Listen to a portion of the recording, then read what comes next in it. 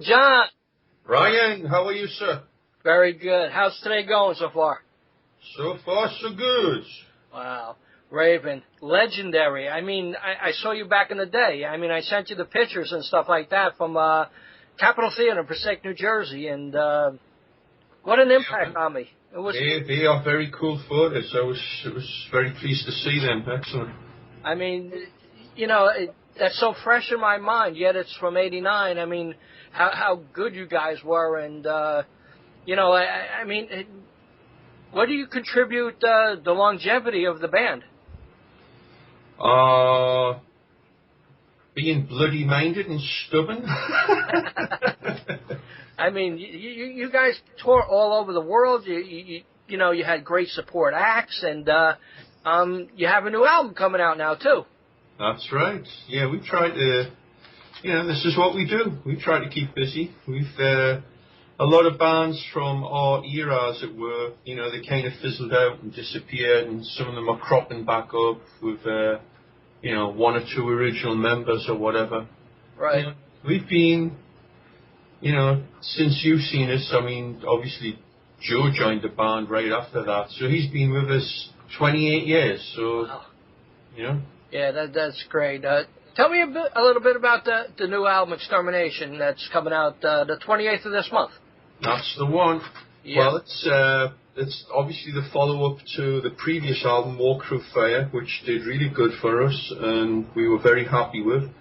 So we had a tall order, we had to up our game, we had to lift the bar. Right. And we did. We put a lot more work in this time on the writing and rearranging and rewriting and rearranging and all that good stuff. Because the way we record, we're not going to change. We go in as a live band without click track, and we play like a real freaking rock and roll band. Great. Which nobody does anymore. Nope. They're all file sharing, and you know, it's not recording music, it's word processing. Right. And it's bull. It's complete bull. Right. Yeah. I mean, so many bands, when I ask them, did you actually guys get together to do it? And they go, no, we sent it over on WAV files. Yeah, it's garbage. Do you think, Deep Purple would do that back in the day, or Grand Funk, or? No, I don't not think at all. So. You know, it's kind of disappointing for fans too. I would think. Yeah. I don't think the fans care. There's a cadre of fans that are all full of like, well, you know, it's got to sound perfect. And when I see them live, they have to play the same guitar solo. Right. And I guess they've been brainwashed, because that's not how we play this game at all. And you know, that's for better or worse. That makes us our own guys, you know. Right. I mean, you never had piped-in music, did you?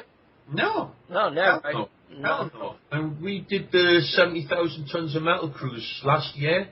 Right. And I was like freaking out. I'm seeing all these bands, and they play and they finish a song, and then they all look around at the drummer. Uh-huh. And right. The drummer's got the laptop, and it's like he's checking his email, or he's texting his girlfriend or some shit. And what he's doing is he's looking for the next song so he can have the click track so he can play in time. Right. How lame is that? And once you've got that, once there's a click track with that, who knows what else is going on? Right. So I saw one band with that. They all came on. They're all waving at the crowd, and you're hearing the bass guitar starting the song. There's no bass player. It's all on the freaking laptop. Wow. Come on. It's like Milli Vanilli on freaking acid or something. I don't know. You know, I mean, you see it all the time, too. You know, oh, yeah. All the time. All these emo-style pop with a heavy edge bands, they've all got backup vocals and who knows what the hell else on. Right. Very true. There's one band I know well, very popular, a lot of hit records with a rocky edge. When they play live, they've basically got the multi-track from the album on the board, and they've got with a click track. And if someone's not singing great that night, or if the guitar happens to go out of tune, they just bring up the tracks from the record. Right. Wow. I know that for a fact, and at one show that system went down. Right. It freaked out, and they did a couple of acoustic songs, and then, sorry, we're done. Wow. Yes, I seen that happen. You know. So tell me a little bit about your tribute to Bon Scott, Thunder Down Under. I listened to that this morning. It was great. Yeah, that was a fun song. Mark had these riffs and said, you know what, I've got these riffs and it kind of reminds me a little AC/DC. Why don't we do a tribute to Bon Scott and call it Thunder Down Under? I'm like, sounds good to me. What you got? We listened.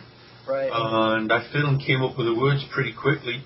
And it's just a great rock and roll song. It's definitely a Raven song, but the chorus riffs, it hints towards the AC/DC thing.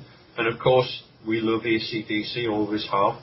Right. So it seemed like a fun song to do, and it's a pathetic attempt at pandering to get to play Australia. So there you go. Wow, it's a great song. It really is. It has everything in it. When I listen to it, great sing-along chorus, great thundering drums. The sounds are just really cool on it. Right. Sounds good. Cool. Can you tell me anything about any other tracks on the album? Yeah, I mean, right through Destroy All Monsters, everyone's been saying, wasn't that the title of an album you did? And yeah, it was our Japanese live album, Destroy All Monsters. And we were like, damn, we should have done a song called that. So eventually we've done a song called that. And the monsters are definitely being destroyed. It's a great lead-off track. You hear some really sick monster noises from my brother on guitar on it. We've been playing that live. We've also been playing It's Not What You Got, which is the prototypical Raven-style rock and roll hit song, Right. That came together very quickly as well. And then we got a few songs that are like super heavy. Right. Tank treads. After the battle march part builds up and then you get hit in the face with the drums. That's just a gigantic riff. Wow. All the way through that. Same with Tomorrow. It's got a killer riff in the middle. One More Day, which is super heavy but has a very melodic chorus. Right. Which, to my mind, brings forth kind of like Uriah Heep type images. Another one of our faves. And I had fun doing some crazy intros. The Battle March one is all bass guitars pitch shifted. It sounds like guitars. And Golden Dawn was a 12-string acoustic thing I came up with as a little intro. Right.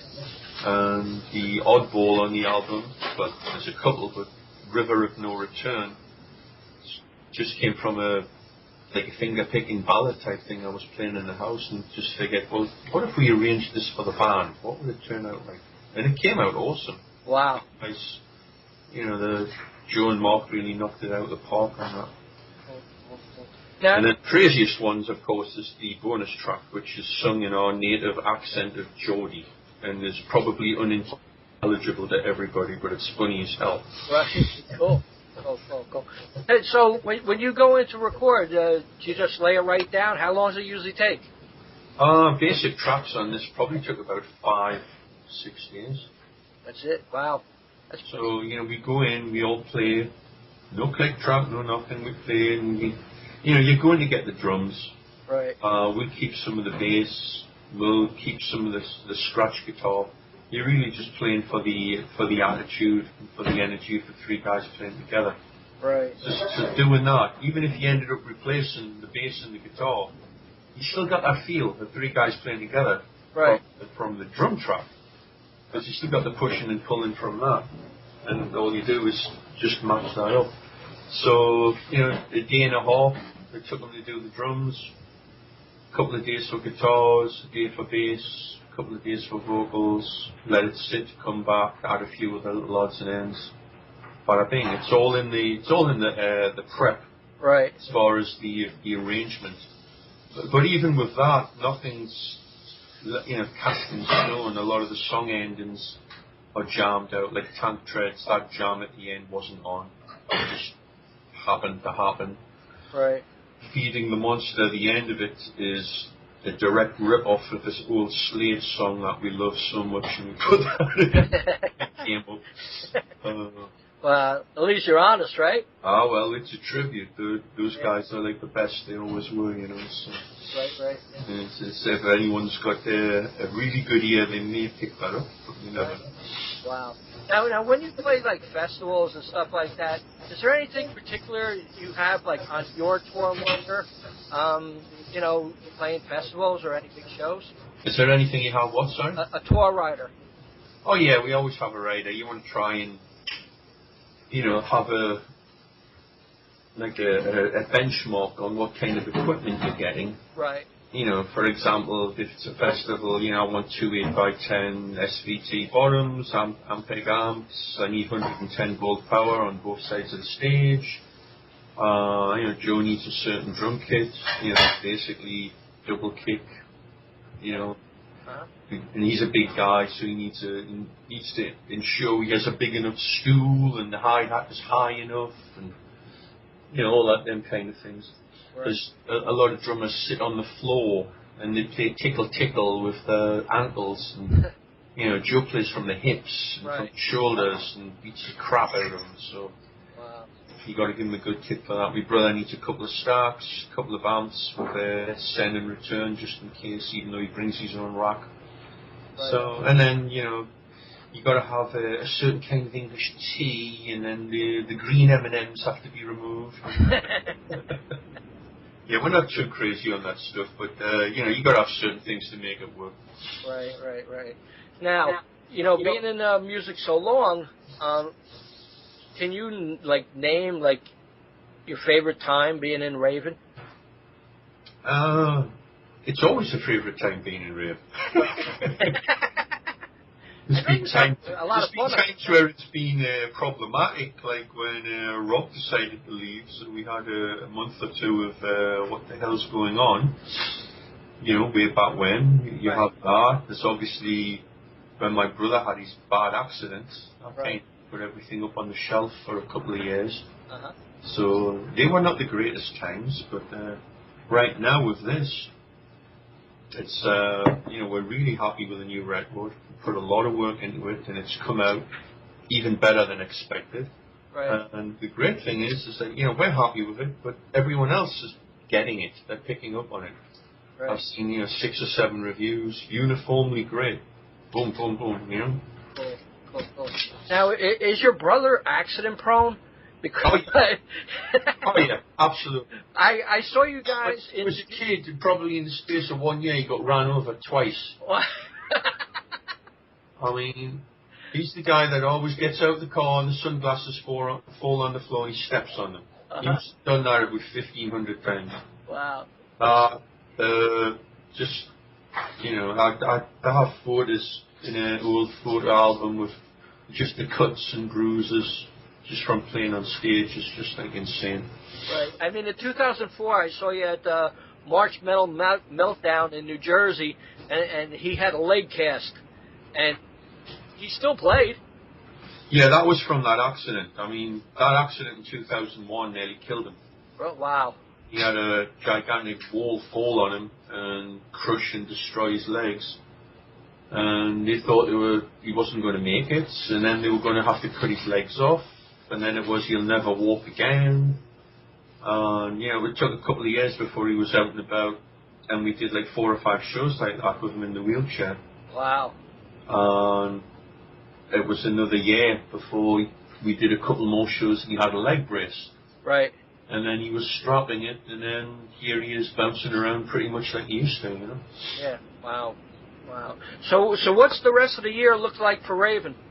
Well, we have a pretty full dance card. We're, you know, doing all the press with this. We've got some video stuff that's got to be edited up. And then in July we're going to Japan. We're getting the dates there, which is awesome.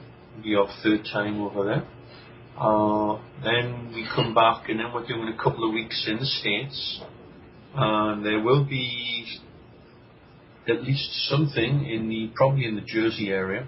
Great. So we got to, you know, we did a pretty extensive tour last year, but as you know, the United States is rather large, and if you want to cover everything in one shot, you're either going to be out for about 4 months, or you're clinically insane, or both. Right. So we're going to try and fill in the holes that we left on the tail end there last time, a couple of weeks worth of dates. Then following that, we've got a European tour starting in September. Cool. Pretty extensive. Right. And then we'll be following on from there. And next year will be the year that we do all the big European festivals and all that good stuff. Great, great, great. Well, John, congratulations on ExtermiNation. That comes out this month, the 24th. And would you like to say anything to the fans in conclusion? Well, again, thank them so much for all the support, especially the guys that put their hands in their pocket for our Kickstarter program. And that stuff will be going out concurrent with the album release, so we'll be getting all that. And we'll see you out on the road. Thanks a lot, man. You bet, Brian. Take care, man. Bye-bye.